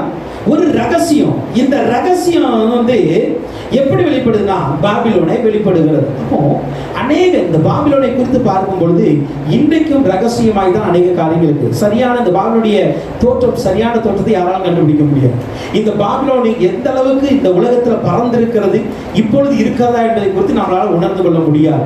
ஏன்னா இதெல்லாம் ரகசியமா இருக்கும். அதே போல இனி வரப்போகிற அந்த ஸ்திரீயை குறித்து கூட வேதம் ரகசியமாகவே கூறுகிறது. அதனால தான் இது ஒரு பெரிய ரகசியம் என்பதை பார்க்க முடியும். அதுதான் 1 தெசலோனிக்கேயர் 2ஆம் அதிகாரத்தில் 7ஆம் வசனத்தில் பார்க்கும் பொழுது, அக்கிரமத்தின் ரகசியம் இப்பொழுதே கிரியை செய்கிறது, தடை செய்கிறவன் அடிந்து நீக்கப்படும் முன்னே அது வெளிப்படாது. ஹல்லேலூயா. அப்போ இந்த மதத்தை குறித்து, இந்த ஸ்திரீயை குறித்து, இது வேசித்தனம் இருந்தது, இது ஒரு மத வழிபாடு என்று சொல்லி நம்ம பார்க்கிறோம். ஆனா அதே வேளையில அது ரகசியமாய் தான் இருக்கும். ஹல்லேலூயா. அதனால தான் சீக்கிரத்தில் எல்லாரும் கண்டுபிடிக்க முடியாத அளவுக்கு இருக்கிறது. ஆனால் இது என்ன செய்கிறது? இது தோன்றி நம்ம கண்களுக்கு வரும் பொழுது என்ன நடக்கிறது? நம்ம பார்க்க 6ஆம் வசனத்தை நம்ம பார்க்கிறோம். வெளிப்படுத்தல் 17:6 நம்ம பார்க்கிறோம். அந்த ஸ்திரீ பரிசுத்தவான்களின் இரத்தத்தினாலும் இயேசுவுடைய சாட்சிகளின் இரத்தத்தினாலும் வெறி கொண்டு இருக்கிறதை கண்டேன். அவளை கண்டு நான் மிகவும் ஆச்சரியப்பட்டேன். யோவான் பார்க்கிறாரு, ஒரு மிருகம் எழும்புது, அந்த மிருகத்து மேல ஒரு ஸ்திரீ இருக்கிறா, அந்த மிருகத்துக்கு 7 கொம்பு 10 தலைலாம் இருக்கு. இப்ப ஆண்டவர் சொல்றாரு, இது ஒரு ரகசியமா சொல்றாரு. அப்படி சூழ்நிலையில அவளுடைய கையில ஒரு பொற்பாத்திரம் வெறி கொண்டு இருக்கிறத நம்ம பார்க்கிறோம். அவளுடைய முகமே எப்படி இருக்கிறது என்றால் ஒரு வெறி கொண்ட ஒரு ஸ்திரீயை போல இருக்கிறது. இப்போ பொற்பாத்திரத்தை இவள் ராஜாக்களுக்கும் ஜனங்களுக்கும் மாத்திரம் குடிக்க கொடுக்கல, இவளே வெறி கொண்டுதான் இருக்கிறார். ஆனால் எந்த வெறி கொண்டு இருக்கிறார்? பரிசுத்தவான்களுடைய வெறி. ஹல்லேலூயா. பரிசுத்தவான்களினாலும் இயேசுவுடைய சாட்சிகளின் இரத்தத்தினாலும் இவள் வெறி கொண்டு இருக்கிறதை நம்ம பார்க்க முடிகிறது. ஹல்லேலூயா. அப்ப இவளுக்குள்ளாக இரத்த வெறி இருக்கிறது. அப்ப யோசித்து பாருங்க, இந்த அளவுக்கு துன்பப்படுத்தி தான் என்ன பண்றாங்கன்னா அவங்க வளர்றாங்க. ஹல்லேலூயா. அப்போ இந்த மதம் வளர்வதற்கு அநேகருடைய ரத்தம் சிந்தப்படுகிறது என்பதை நாம் மறுக்க முடியாது. ஹல்லேலூயா. மறுக்க முடியாது. வெளிப்படுத்தல் 18:24 தீர்க்கதரிசியின் ரத்தமும் பரிசுத்தவானுடைய ரத்தமும் பூமியில கொல்லப்பட்ட அனைவருடைய ரத்தமும் அவளிடத்தில் காணப்பட்டது. தீர்க்கதரிசி ரத்தம், பரிசுத்தவானுடைய ரத்தம், பூமியில கொல்லப்பட்டவருடைய ரத்தம் அவளிடத்துல இருந்ததாய் நம்ம பார்க்க முடிகிறது. அப்போ இந்த மதம் உருவாகும் பொழுதே அநேகருடைய ரத்தம் சிந்தப்பட்டு இருக்கிறது. இதை நம்ம வேதத்துல சரி நம்ம உலகாகவே பார்க்கும் பொழுது அநேக சம்பவங்களை நம்ம பார்க்க முடியும். அதை நான் இப்போ சொல்றேன், அது எப்படி அநேகருடைய ரத்தத்தை சிந்தி இன்னைக்கு இருந்துக்கிறது நம்ம பார்க்கலாம். இப்போ யோவான் இதை ஆச்சரியமாய் பார்க்கிறார். அந்த தூதன் சொல்றான், எப்பா நீ இதெல்லாம் ஆச்சரியமா பார்க்க வேண்டாம் என்று சொல்லுகிறார். ஏன் அப்படின்னா, இந்த வெறி கொண்டு இருக்கிற இந்த முகத்தை அவள் என்ன யோவான் பார்க்கிறாரு, இவ்வளவு வெறி இருக்கா என்று சொல்லிதான் அவர் ஆச்சரியமாய் பார்க்கிற முடியும். அப்போ இன்னைக்கு பரிசுத்தவான்கள் என்று சொல்லி நம்ம கடந்த நாட்களே தியானிச்சோம். வெளிப்படுத்தல பார்க்கும் பொழுது பரிசுத்தவான்கள் சொல்லப்பட்டா பழைய ஏற்பாட்டு காலத்திலிருந்தே அநேக பரிசுத்தவான்கள் இருந்திருக்கிறார், புதிய ஏற்பாட்டு காலத்திலும் இருந்திருக்கிறார். அப்போ இவருடைய ரத்தம் தான் அதிகமாக சிந்தப்பட்டு இருக்கும். நீங்க ஒரு வேத ஆராய்ச்சியாளர் இப்படியா சொல்லுகிறார், ஹிட்லர் 2 கோடி யூதர்களை கொண்டார். ஆனால் அதே வேளையில் கிறிஸ்தவத்தை உண்மையான பரிசுத்தவான்களை, உண்மையான சத்தியத்தை கொண்டு வந்தவங்களை கிறிஸ்தவமே 5 கோடி பேரை கொண்டு இருக்கிறது. ஹல்லேலூயா. புரியுதா? 5 கோடி பேர் ஏறக்குறைய கத்தோலிக்க மதத்தினால இன்னைக்கு புரொட்டஸ்டன்ட் கிறிஸ்தவர்களாக இருந்த பல பேர் கொல்லப்பட்டு இருக்கிறார். இன்னைக்கு அன்றையிலிருந்தே கொல்லப்படுறாங்க. நான் சொல்றேன், 1555 1558, ஓகே, 3 வருஷம், ஏறக்குறைய 3 வருஷம், 1555 58 வரைக்கும் ராணி மேரி என்கிற ஒரு இங்கிலாந்து ஆட்சி செய்த ஒரு ராணி உண்டு. அவளுடைய பெயரை பிளடி மேரி, அதோட பெயர் என்ன, ரத்தம் கலந்த ஒரு ராணி தான். அவள் ஏறக்குறைய 288 கிறிஸ்தவர்களை உயிரோடு எரித்து கொண்டிருக்கிறார். ஹல்லேலூயா. யோசித்து பாருங்க, 288 கிறிஸ்தவர்கள் இந்த 3 வருஷத்துல கொல்லப்பட்டு இருக்கிறார்கள். அதுல மிக முக்கியமானவர் ஜான் ரோஜர்ஸ் என்கிற ஒருவர். இந்த ஜான் ரோஜர்ஸரை சங்கிலிகளாக கட்டி அவனை தீயில வச்சுட்டாங்க. தீயில எரிக்கிறதுக்காக கொண்டு போகிறார்கள் இந்த மனிதர். அந்த பார்த்த ஒருவர் சொல்லுகிறார், இப்படி தன்னுடைய திருமண நாளுக்கு போன மாதிரி தான் அவர் அவ்வளவு தைரியமாய் போனார். இந்த ஒரு பரிசுத்தமான அவரை நெருப்புல இருக்க தன்னுடைய 2 கைகளும் உயர்த்தி அந்த ஜனங்களுக்காக ஜெபித்து விட்டே மரித்தார் என்று சரித்திரம் சொல்கிறார். அல்லேலூயா. இப்படி அநேக பரிசுத்தவான்கள் கொல்லப்பட்டு இருக்கிறார்கள். ஜான் விக்லி, வில்லியம் டிண்டேல் என்று சொல்லி, மார்ட்டின் லூத்தர் என்று சொல்லி பல பரிசுத்தவான்கள் அந்த நாட்களில் இருந்து, எப்போ இந்த ரோம கத்தோலிக்க சபையிலிருந்து புரொட்டஸ்டன்ட் சபையை உருவாக்கும்படியாக சத்தியத்தை அதிகமாக அறிந்து கொண்டு, இதுவல்லவா சத்தியம், இவர்கள் சொல்வது பொய் என்று சொல்லி யாரெல்லாம் வெளியேற ஆரம்பித்தார்களோ அவர்கள் எல்லாம் அன்றைக்கு இருந்த ரோம அரசாங்கமும் அதிகாரிகளும் ராஜாக்களும் மத தலைவர்களும் கொள்ள ஆரம்பித்தார்கள். அதான் சொல்றாரு, ஹிட்லர் கொன்றதை விட அன்றைக்கு இருந்த கிறிஸ்தவ தலைவர்களே ஏறக்குறைய 5 கோடி ஜனங்களை கொண்டு இருக்கிறார்கள். அல்லேலூயா. அதனால தான் அந்த மதங்கள் வளரும் பொழுது அங்க வசனம் சொல்லுகிறது, அவள் வெறி கொண்டு இருக்கிறார். எப்படிப்பட்ட வெறி? பரிசுத்தவானுடைய ரத்தம் சிந்தப்பட்டு இருக்கிறது. அல்லேலூயா. அந்த வெறி கொண்டுதான் அந்த மதம் வளருகிறது. அல்லேலூயா. அநேக தீர்க்கதரிசிகள் இயேசுவுக்காக சாட்சியை வாழ்ந்தவர் என்று சொல்லி பல பேரை இன்றைக்கு கிறிஸ்தவம் இழந்திருக்கிற நல்லா புரிந்து கொள்ளுங்க. அல்லேலூயா. ஆனால் இதன் மத்தியிலும் கிறிஸ்தவம் வளர்ந்து கொண்டுதான் இருக்கிறது. அதுல எந்த ஒரு மாற்று கருத்தில். ஆனால் இதை வைத்துதான் கடைசியில வரப்போகிற மதமும் இதை சார்ந்துதான் வரும். அல்லேலூயா. அதனால தான் அநேகருக்கு இன்னைக்கு சொல்றாங்க, இந்த பட்டணமாய் தான் இருக்கும். அல்லேலூயா. இந்த ரோம் என்கிற அதான் நம்ம பார்க்கும் பொழுது 7 குன்றுகள் மீது இருக்கிற அந்த நகரமாய் இருக்குன்னு சொல்லி இந்த கத்தோலிக்க சபையிலும் தான் அப்படிப்பட்ட ஒரு மதம் உருவாகலாம் என்று சொல்கிறார். ஆனால் எக்ஸாக்ட் அது இல்லாட்டாலும், ஆனால் நிச்சயமாக ஒன்று சொல்கிறேன், இதை விட ஒரு பெரிய அளவில் தான் அந்த மதம் உருவாகும். அல்லேலூயா. இதை விட ஒரு பெரிய அளவில் உருவாகும். இதை விட அநேக பரிசுத்தவான்களை கொள்ளும். இதை விட அநேக இரத்த சாட்சிகளை அது உருவாக்கும் என்பதை நல்லா புரிந்து கொள்ளும். அல்லேலூயா. அது நிச்சயமாக உருவாகும். இப்போ இந்த ஸ்திரீ, இந்த மிருகம், இந்த 2 நம்ம பார்க்கும் பொழுது 17ஆம் அதிகாரத்தின் 7ஆம் வசனம் இப்படியாய் பார்க்கிறோம். 17ஆம் வசனம், அப்பொழுது தூதனான என்னை நோக்கி, நீ ஆச்சரியப்படுற ஸ்திரீனுடைய ரகசியத்தையும் 7 தலைகளையும் 10 கொம்புகளுடையதாய் இவைகளை சுமக்கிற மிருகத்தினுடைய ரகசியத்தையும் நான் உனக்கு சொல்லுகிறேன். அல்லேலூயா. நம்ம பார்த்தோம், இந்த ஸ்திரீ, இந்த மிருகம் 13ஆம் அதிகாரத்தில் சொல்லப்பட்டு இருக்கிற அந்த மிருகம் என்று சொல்லுகிறது. ஆனா அதே வழியில இந்த மிருகத்தை குறித்து அது என்ன சொல்லுகிறது? 17ஆம் அதிகாரத்தின் 11ஆம் வசனத்தை பாருங்க. இருந்ததும் இராததுமாகிய மிருகமே, எட்டாதவனும் அவ்வேலிலிருந்து தோன்றுகிறவனும் நாசமடைய போகிறவனுமா இருக்கிறான். அல்லேலூயா. அப்போ இந்த மிருகம் எப்படிப்பட்ட மிருகம்? ஆல்ரெடி இருந்தது, ஆனா இப்ப இல்லை, ஆனா இனி வரப்போகிறது. அல்லேலூயா. அதான் இந்த மிருகம் எங்கிருந்து வந்தது? பாதாளத்திலிருந்து சொல்லி நம்ம வெளிப்படுத்தல் 11:1 பார்த்தோம். அப்படிதானே? பாதாளத்திலிருந்து வருகிறது. அப்போ நீங்க பாதாள சங்கிலியில ஆண்டவர் யாரை கட்டி வைத்திருக்கிறார்? சாத்தானுடைய அவருடைய தூதர்களும் இருக்கிறார்கள். அல்லேலூயா. அவங்க தான் பாதாளத்துக்குரியவர்கள். அல்லேலூயா. அப்ப தள்ளப்பட்ட தூதர்களாக இருக்கிறார்கள். நல்லா புரிந்து கொள்ளுங்க. அப்போ இருந்தது இப்போ இல்லை, ஆனா இனி வரப்போகிறது. அதுதான் இந்த மிருகத்தை குறித்து நம்ம பார்க்க முடிகிறது. ஆனா இந்த மிருகத்தை யார் வணங்குவாங்க? ஜீவ புஸ்தகத்தில் பேர் எழுதப்படாதவர்கள் தான் வணங்குவாங்க. மத்த யாரும் வணங்க மாட்டாங்க. அல்லேலூயா. அதான் மத்தேயு 25:34 பார்க்கும்பொழுது, உலகம் உண்டானது முதல் கொண்டு உங்களுக்கு ஆயத்தப்பட்ட ராஜ்யத்தை சுதந்திரத்துக் கொள்ளுங்கள். அல்லேலூயா.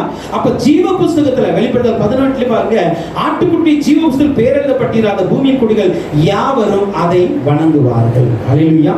யாவரும் இதை வணங்குவார்கள் என்று பார்க்கிறோம். இப்போ இந்த மிருகத்தை பாருங்க, வெளிப்படுத்தல் புஸ்தகத்தின் 17ஆம் அதிகாரத்துல, நீ கண்ட மிருகம் முன்னே இருந்தது, இப்போது இல்லை, அது பாதாளத்தை ஏறி நாசமடைய போகிறது.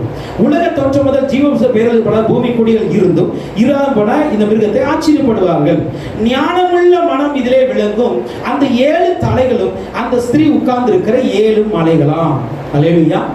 இப்போ அங்க சொல்றது, ஞானமுள்ள மனம் இதிலே விளங்கும். இந்த 7 தலைகள் இந்த ஸ்திரீ உட்கார்ந்து இருக்கிற 7 மலைகள் என்று சொல்லப்பட்டு இருக்கிறது. அல்லேலூயா. அப்போ இந்த ஸ்திரீ உட்கார்ந்து இருக்கிற, அப்படின்னா இந்த மதம் உட்கார்ந்து இருக்கிற ஒரு இடம் எப்படிப்பட்ட இடமா இருக்கும்? 7 மலைகள் சூழ்ந்த ஒரு இடமா இருக்கும். அல்லேலூயா. 7 மலைகள் சூழ்ந்த ஒரு இடத்தில் உட்கார போகிறது. இந்த உலகத்திலே 7 மலைகள் சூழ்ந்த ஒரே நகரம் என்றால் ரோம் தான், வேற எதுவுமே கிடையாது. அல்லேலூயா. ரோம் மட்டும்தான் இந்த உலகத்திலே 7 மலைகள் நிறைந்த 7 மலைகளுக்கு மேலாக இருக்கிற ஒரு நாடாக அல்லது ஒரு நகரமாக அது காணப்படுகிறது. அல்லேலூயா. அதனால தான் அநேகர் என்ன பண்றாங்கன்னா போப்பாண்டவர் தான் அந்திகிறிஸ்துவா இருக்குன்னு சொல்றாங்க. ஓகே, அது வருமா இல்லையா தெரியல. அதனால ஒன்று, இந்த மதத்தினுடைய மிக முக்கியமான ஒரு இடமாய் ரோம் மாறும். அதுல எந்த ஒரு மாற்று கருத்து இல்லை. அல்லேலூயா. இன்னைக்கு தான் ரோம் கிறிஸ்தவத்திலே கேத்தலிக் சர்ச்சில் ஹெட் குவார்டர்ஸ் அங்கே தான் இருக்கு. அது இன்னைக்கு அங்கே வேட்டிகனில் தான் இருக்கிறது. ரோமில் இருக்க வேட்டிகன் தான், ஓகேவா? சரியா, இன்னைக்கு அங்கே தான் இருக்கிறது. ஆனால் இந்த அந்த கிறிஸ்து உருவாக்க போகிற ஒரு கடைசி காலத்தில் உருவாக போகிற அந்த பாபிலோனிய மதத்தினுடைய ஹெட் குவார்டர்ஸும் அங்கே தான் இருக்கும். இல்லையா? அதில் எந்த ஒரு மாற்று கருத்து நமக்கு இல்லை. இப்போ இந்த மலைகள் சூழ்ந்த இந்த இடத்துல தான் அது வரப்போகிறது என்று நம்ம பார்க்கிறோம். அப்போ இதுல 7 மலைகள் அங்கு சொல்லப்பட்டிருக்கு. அப்போ அது ரோம் நகர குறிக்கிறது என்று சொல்லி நம்ம அங்க பார்த்துட்டோம். அடுத்து அவைகள் 7 ராஜாக்களாம், இவர்களில் 5 பேர் விழுந்தார்கள், ஒருவன் இருக்கிறான், மற்றவன் இன்னும் வரவில்லை, வரும்பொழுது அவன் கொஞ்சம் வளர்த்தரித்திருக்க வேண்டும் என்று 10ஆம் வசனம் சொல்லுகிறது. இப்போ அங்கு 7 ராஜாக்களை சொல்லப்பட்டு இருக்கிறது. இந்த 7 ராஜாக்கள்ல 5 பேர் என்ன இருக்கிறது? விழுந்து போனார்கள், ஒருவன் இருக்கிறான், இன்னொருவன் வரப்போகிறான் என்று சொல்லுகிறது. இந்த 5 ராஜாக்கள், இந்த உலக சரித்திரத்துல 5 சர்வாதிகாரிகள் தோன்றினாங்க. ஓகேவா? 5 சர்வாதிகாரிகளோட இந்த உலகை ஆளுகை செய்தவர்கள் 5 பேர் இருக்கிறாங்க. ஒன்று, எகிப்திய ராஜாக்களாகிய பார்வோன். அவர்கள் ஆண்ட நாட்களில் உலகில் உள்ள அநேக இடங்கள்ல அவர்கள் தான் ஆட்சி செய்து கொண்டிருந்தார்கள். ஒன்று எகிப்திய ராஜ்யம், அது பார்வோனுடைய ராஜ்யமா இருக்கிறது. இரண்டாவதாக அசீரிய ராஜ்யமா இருக்கிறது. நமக்கு அசீரிய ராஜ்யத்தை குறித்து நம்ம பார்க்க, சனகரிப்பு குறித்து நமக்கு தெரியும். அவன் ஒரு அசீரிய ராஜா, ஓகேவா? அவன் அசீரிய ராஜ்யம் இந்த உலகத்தில் இருந்தது, அது விழுந்து போனது. மூன்றாவது ராஜ்யம் பாபிலோனிய ராஜ்யம், ஓகேவா? பாபிலோனிய ராஜ்யம் என்றால் வேதத்தில் நம்ம பார்க்கிறோம், யாரு? நேபுகாத்நேச்சார், பாபிலோனிய ராஜா, ஓகேவா? தானியேல் நாட்கள் இருந்த அந்த ராஜ்யம் பாபிலோனிய ராஜ்யமா இருக்கிறது. நான்காவதாக மேதிய பெர்சிய ராஜ்யம். அல்லேலூயா. மேதிய பெர்சிய ராஜ்யம், இதுதான் பெல்சாத்சார் என்று நம்ம வேதத்துல பார்க்கிறோம்ல, அவனுடைய ராஜ்ய காலம், ஓகேவா? ஐந்தாவதாக கிரேக்க ராஜ்யம், அதுதான் நம்ம புக்லேயே கூட படிச்சிருக்கிறோம். அலெக்சாண்டர் தி கிரேட், அலெக்சாண்டர் பார்க்க கிரேக்க அரசர். இந்த 5 ராஜாக்கள் எழும்பினார்கள், உலகளாவிய விதத்தில் அவங்களுடைய நாடுகளை பரப்பினார்கள். அல்லேலூயா. அநேக நாடுகளை அவர்கள் பிடித்து ஒரு சர்வாதிகாரியை போல இவர்கள் ஆளுகை செய்தார்கள். அல்லேலூயா. இந்த 5 ராஜாக்களை குறித்து தான் சொல்லுகிறது. அவர்கள் 7 ராஜாக்களா, இந்த 7 ராஜாக்கள்ல 5 பேர் விழுந்து போனார்கள். அப்படின்னா 5 பேர் ஆண்டு முடிஞ்சாச்சு, ஓகேவா? 5 பேர் ஆண்டு யாரு? எகிப்திய பார்வோன், அதே போல அசீரிய ராஜாவாகிய சனகரிப் அவனுடைய நாட்கள், பாபிலோனிய ராஜாவாகிய நேபுகாத்நேச்சாருடைய நாட்கள், மேதிய பெர்சிய ராஜாவுடைய பெல்சாத்சார் அவனுடைய நாட்கள், அதே போல கிரேக்கர் அலெக்சாண்டருடைய நாட்கள். இதெல்லாம் முடிஞ்சு போச்சு. எப்போ? யோவான் இந்த தரிசனத்தை காண்பதற்கு முன்பாக. அல்லேலூயா. இப்ப இல்ல, நல்லா புரிந்து கொள்ளுங்க. யோவான் இந்த தரிசனத்தை பார்க்கும் பொழுது ஆவியானவர் சொல்லுகிறார், 5 ராஜாக்களுடைய காலங்கள் முடிந்து விட்டது, ஒருவன் இருக்கிறான். அவன் யார்? அன்னைக்கு இருந்தது ரோமர்கள் இந்த உலகத்தை ஆட்சி செய்தார்கள். அல்லேலூயா. ஒருவன் இருக்கிறான், அது அந்த நாட்களில் யோவானுடைய நாட்களில் நடந்த ரோம பேரரசை குறிக்கிறது. அல்லேலூயா. ஆனால் இன்னொருவன் வரப்போகிறான். அல்லேலூயா. அவன் இன்னும் வரல, ஆனா அவன் நிச்சயமாய் வருவான். கொஞ்ச காலம் அவன் தரித்திருப்பான். இந்த 7வது ராஜ்யம் என்றால் மறுபடியும் தோன்ற போகிற ரோமானிய பேரரசு தான். அல்லேலூயா. மறுபடியும் இந்த ரோமானிய மறுமலர்ச்சி உண்டாகும். அவர்கள் மறுபடியும் எழும்புவார்கள். இன்னைக்கு ரோமர்கள் இருந்தாலும் கூட உலகை ஆளவில்லை. அதான் ஒருவன் இருந்தான், ஆனா இப்ப இல்லை அப்படிங்கிற வசனம், ஓகேவா? அவன் இனிமேல் எழும்புவான். அப்போ மறுபடியும் இந்த உலகை ஆளுகிறவர்களாய் அவர்கள் எழும்புவார்கள். அதான் வரப்போகிற அவர்களை குறிக்கிறது. இப்போ இவனிடத்தில் இருந்து வரப்போகிற அந்த 7வது ராஜ்யத்தை குறித்து சொல்லுகிறது. கொஞ்ச காலம் அவன் தரித்திருக்க வேண்டும். அல்லேலூயா. இப்ப இருந்தது மிருகமே 8வது. அப்போ இந்த 7வது ராஜ்யத்தில் இருந்து ஒருவன் உருவாக போகிறான். அவன் தான் 8வது, அவன் தான் மிருகம். அல்லேலூயா. புரியுதா? அந்த 8வது வருகிறவன் தான் மிருகம். அப்ப இந்த 7வது ராஜ்யம் இருக்குல்ல, இது முழுமையாய் ஆளுகை செய்யாது. ஏன்னா வசனம் சொல்லுகிறது இது கொஞ்ச காலம் தான் இருக்கும், கொஞ்ச காலம் இருக்கும். அதற்கு அப்புறம் 8வது வந்து அவன் நாசமடைய தான் போறான். வசனம் தான் சொல்லுகிறது அவன் எழுப்பி நாசமடைய போகிறவனாய் இருக்கிறான். அப்ப நல்லா புரிந்து கொள்ளுங்க, 5 ராஜ்யங்கள் முடிந்து விட்டது. யோவான் நாட்கள் இருந்த 6வது ராஜ்யம் முடிந்து விட்டது. நம்முடைய நாட்கள்ல 7வது ராஜ்யம் உருவாக போகிறது. அல்லேலூயா. இப்ப இந்த 7வது ராஜ்யம் உருவாகி அதிலிருந்து தான் ஒருத்தன் என்ன பண்ண போறான், தோன்ற போகிறான். ஆனா இந்த 7வது ராஜ்யம் முழுமையாய் ஆளுகை செய்யாமல் அதிலிருந்து தோன்ற போகிற 8வது கைக்கு தன்னுடைய ராஜ்யத்தை கொடுக்கும். அல்லேலூயா. அதான் வெளிப்படுத்தல் 13:12 பார்க்கலாம். முந்தின மிருகத்தின் அதிகாரம் முழுவதையும் அதற்கு முன்பாக நடித்து சாவுக்கு எதிரான காயம் ஆரம்பித்த முந்தின மிருகத்தையும் பூமி அது குடிகளையும் வணங்கும்படி செய்தது. அல்லேலூயா. இப்போ இந்த 8வது ராஜ்யத்தை யார் உருவாக்குவோம் அதை மாத்திரம் நான் சொல்லி முடிக்கிறேன். ஓகேவா? இந்த பார்த்துட்டோம், 5 ராஜ்யங்களை பார்த்துட்டோம். 6வது ராஜ்யம் பார்க்கிறோம். இந்த 7வது ராஜ்யம் இனி உருவாக போகிறது. அது யார் என்று சொல்லி பார்த்துட்டோம். ஆனால் நீ கண்ட 10 கொம்புகள் 10 ராஜாக்களா, இவர்கள் இன்னும் ராஜ்யம் பெறவில்லை. இவர்கள் மிருகத்துடனே 1 மணி நேரம் ராஜாக்களை போல அதிகாரம் பெற்றுக் கொள்ளுகிறார்கள். அல்லேலூயா. இப்ப 8வதாக உருவாக போகிற அந்த அந்தி கிறிஸ்துவை உருவாக்குகிறவர்களை குறித்து சொல்லுகிறது அவர்கள் 10 ராஜாக்களா. அல்லேலூயா. 10 ராஜாக்களா. அதுதான் அந்த 10 கொம்புகளை சொல்லுங்க. இந்த 10 ராஜாக்கள் எழுப்புவார்கள் என்று இங்கு சொல்லுகிறது. இதுதான் அப்படின்னா 10 ராஜாக்களை 10 நாடுகள். அல்லேலூயா. ஒரு 10 நாடுகள் சேர்ந்துதான் இந்த அந்தி கிறிஸ்துவை உருவாக்கும். அல்லேலூயா. அதுதான் நீங்க நம்ம யூடியூப்ல நிறைய நீங்க மெசேஜஸ் பார்க்க முடியும். நம்முடைய கருதி ஜெகனையா இருக்காங்க, அதே போல செல்வர் யாரு, அவங்களுடைய மெசேஜ்லாம் பார்த்தா அவங்க கரெக்டாக சொல்லுவாங்க. ஹல்லேலூயா. ஸோ வின்சென்ட் செல்வர் மாரையா இவங்க மெசேஜ் நீங்கள் கேட்டீங்கன்னா அது உங்களுக்கு புரியும். நான் இப்போ லைட்டாக தான் சொல்லிட்டு போகிறேன். ஓகேவா? நம்ம பாருங்க, இந்த 10 ராஜாக்கள் யார் என்றால் ஐரோப்பிய யூனியனாக இருக்கும் என்று ஒரு கணிப்பு. ஏன்னால் அந்த இடத்துல தான் வர வேண்டும் என்று வேதம் சொல்லுகிறது. ஓகேவா? இந்த ஐரோப்பிய நாடுகள் எல்லாம் சேர்ந்து, ஏன்னா தானியேல் 2ஆம் அதிகாரத்தின் 24-45 பார்க்கும் பொழுது கடைசி ராஜ்யத்தை அங்கு சொல்லாமல் தானியேல் கண்ட தரிசனத்திலும் 10 விரல்களை பார்த்தார். ஓகேவா? இந்த 10 விரல்களை தான் என்ன அந்த கல் உருண்டது உடைக்கிறது. அந்த கடைசி ராஜ்யம். அப்ப அந்த 10 நாடுகள் தான் சேர்ந்து இருக்க வேண்டும். அந்த 10 நாடுகள் சேர்ந்து தான் ஒரு ராஜ்யம் உருவாகும். அவைதான் ஐரோப்பியாவிலிருந்து உருவாக போகிற ஒரு ராஜ்யம் உருவாகும். அவர்கள் மூலமாக தான் இந்த அந்தி கிறிஸ்து உருவாகும். இந்த 10 நாடுகளும் என்ன பண்ணா தன்னுடைய அதிகாரத்தை என்ன பண்ணும், அவனுடைய கையில கொடுக்கும். அல்லேலூயா. முதலாவது இந்த 10 நாடு ஒன்றிணையும். இந்த 10 நாடுகள் ஒன்றா சேர்ந்து அவங்களுக்கு ஒரு நாணயம், அவங்களுக்கு ஒரு கொடி, அவங்களுக்கு எல்லா காரியம் உருவாக்க, விசா இல்லாம அவங்க நாட்டுக்கு போறது எல்லா காரியம் உருவாக்குவாங்க. அவங்க செஞ்சு வரும்பொழுது என்ன ஆகும்னா இந்த உலகத்துல அவங்களுடைய ஆளுகை கொஞ்சம் கொஞ்சமா கூட ஆரம்பிக்கும். அல்லேலூயா. கொஞ்சம் கொஞ்சமா அந்த 10 நாளுடைய ஆளுகையும் அதிகாரங்களும் அவங்களுடைய எக்கனாமிக்களும் என்ன பண்ணும், கூட ஆரம்பிக்கும். அப்படி கூட ஆரம்பிக்கும் பொழுது இந்த ஒருவன் அது நடுவிலிருந்து எழும்புவான். அல்லேலூயா. என்ன பண்ணுவாங்கன்னா 10 நாடுகள் சேர்ந்து ஒண்ணு பண்ணும், இவனை நம்ம தலைவனாய் மாத்திரம் 10 பேருக்கு தலைவனா. அல்லேலூயா. 10 பேருக்கு என்ன பண்ணுவோம், நம்ம தலைவனாய் மாற்றுவோம்னு சொல்லி, ஏன்னா அவனை உருவாக்க வசனத்தான் சொல்லுகிறது அவர்கள் அதிகாரம் அவனுக்கு கொடுப்பார்கள். அல்லேலூயா.